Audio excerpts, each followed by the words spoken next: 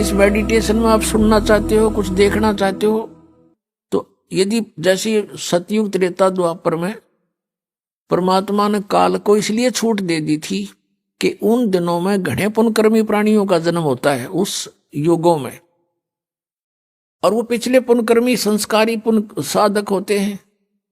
प्रत्येक, चाहे कोई गरीब है, चाहे अमीर है, चाहे कोई किसी वर्ण में जन्मा होता है, वो सभी भक्ति किया करते हैं उन युगों में। और उनका ध्यान लगता है, मेडिटेशन लग जाता है 1 सेकंड में। और व्हाट इज मेडिटेशन? मेडिटेशन है क्या उनका? जैसे हमारे शरीर में कमल बने हुए हैं, हमारी रीढ़ की हड्डी जो बैकबोन है, इसके अंदर की साइड में कमल बने हुए हैं, यानी कमल चक्र बने हुए हैं। जैसे एक टेलीविजन के अंदर चैनल होते हैं, और जो भी चैनल ऑन कर दिया जाता है तो उस चैनल में जो कार्यक्रम दिखाई देता वो कहीं और स्थान पर विद्यमान है, और वहां से रिले होकर के वो सिर्फ दिखा रहा है कि ये चैनल में वहां ये कार्य हो रहा है। तो ऐसे ही हमारे शरीर के अंदर चैनल है, मूल कमल, फिर उससे 2 अंगुल ऊपर स्वाद चक्र, फिर नाभि चक्र जिसको नाभि कमल भी कहते हैं, और फिर हृदय चक्र, हृदय कमल, और फिर कंठ का चक्र, कंठ कमल, और फिर त्रिकुटी का कमल, और फिर सहस्रार कमल। तो इस प्रकार हमारे शरीरों में चैनल बने हुए हैं, कमल है। और जो साधक होते हैं पुण्यकर्मी प्राणी, वही परमात्मा की खोज में कोई प्रयत्न करते हैं, तो पहले युगों में प्रत्येक व्यक्ति की समाधि हो लग जाती थी, मेडिटेशन हो जाता था। जो ट्राई करना चाहता था, अंदर क्या होता है, उसका कोई कमल पिछले पुण्यों से, पिछले संस्कार से खुल जाता है अभ्यास से। तो वो उस चैनल में क्या होता है कि जैसे फिल्म शुरू हो जाती है, फिल्म एक मूवी शुरू हो जाएगी, उस चैनल पर जहां से प्रोग्राम आ रहा है वो सारा दिखाई देना शुरू हो जाता है। कोई नाच रहा है, कोई गा रहा है, कहीं राजा की सवारी आ रही है, जैसे फिल्म चलती है। कहीं झरने बह रहे हैं, कहीं फलदार वृक्ष नजर आ रहे हैं, कहीं फूलों की बहुत लंबे चौड़े बाड़ी है, बगीची है। तो वो सारा कुछ देखता रहता, कहीं गाने हो रहे हैं, कहीं अप्सराएं नाच रही हैं।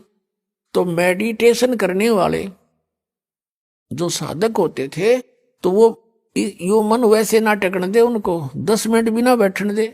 ये तो कई घंटे बैठे रहा करते, कई वर्षों तक बैठ जाते थे। अब अंदर यू बाहर की वस्तुओं से इस मन को अधिक अट्रैक्टिव चीजें अंदर दिखाई देने शुरू कर देती है, इसलिए ये फिर वहां धक्के खाता रहता, उस देखता रहता उस चैनल पर मूवी को। ना ये सिमरण करता, सिर्फ बैठ के हठ योग हो गया, इस तप बन गया। तप से राज प्राप्ति होती है, तप से राज मदमानम, और जन्म तीसरे फिर शुक्र सवानम। ये 2.5 घंटे बैठकर, 2.5 घंटे सुबह बैठकर ये के ढूंढेंगे भगवान को, ये सिर्फ मूर्ख बनाने वाली बातें हैं। नीम हकीमों का ये तरीका है। तो ऐसे ये ऋषि लोग सतयुग त्रेता द्वापर में ऐसे साधना किया करते, सभी करते थे। जैसे आपने महाभारत पढ़ा हो तो गीता युद्ध के बाद श्री कृष्ण भी अपना ध्यान करता है, सिमरण करता है, अर्जुन भी बैठ जाता है, ध्यान करते हैं, सिमरण करते हैं। लेकिन सिमरण उस टाइम तो उनका युद्ध का वो था, कल क्या करना है, बेशक वो बैठ जाते थे, लेकिन वो जो समस्या थी उनकी वही उन्हीं पर उनके विचार विमर्श आंतरिक होते थे।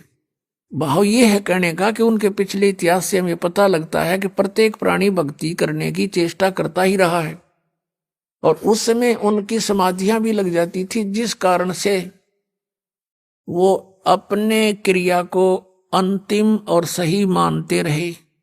गीता जी अध्याय नंबर 4 के श्लोक नंबर 25 से लेकर 30 तक स्पष्ट किया है कि अर्जुन कोई देवताओं की पूजा करता है, कोई मेडिटेशन करता है, ध्यान लगाता है, कोई स्वाध्याय करता है, और कोई तीक्ष्ण अहिंसावादी व्रत रखता है, और कोई प्राणायाम करता है, कोई केवल योग आसन ही करता है, और सभी अपनी अपनी साधनाओं को पाप नाशक जानते हैं।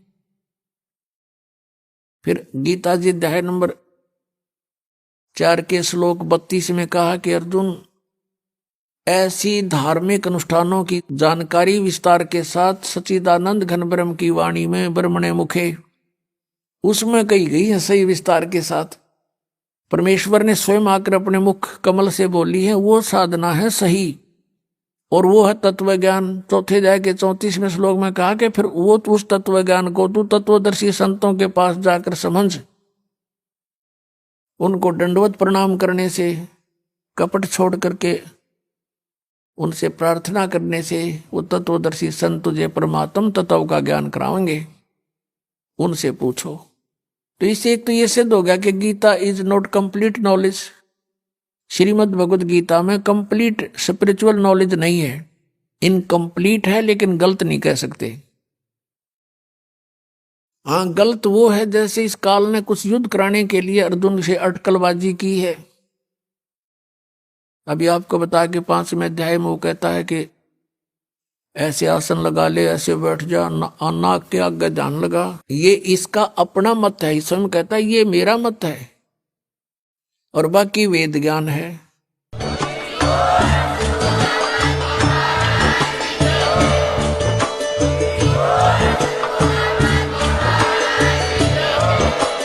आप सुन रहे थे जगत गुरु तत्वदर्शी संत रामपाल जी महाराज जी के मंगल प्रवचन। अधिक जानकारी के लिए विजिट कीजिए हमारी वेबसाइट www.jagatgururampalji.org। संत रामपाल जी महाराज जी के शुभ आशीर्वाद से पूरे विश्व भर में 500 से भी ज्यादा नाम दीक्षा केंद्र हैं, जिन पर संत रामपाल जी महाराज जी द्वारा ऑनलाइन निशुल्क नाम दीक्षा दी जा रही है। अपने नजदीकी नाम दीक्षा केंद्र का पता करने के लिए संपर्क करें 8222880541।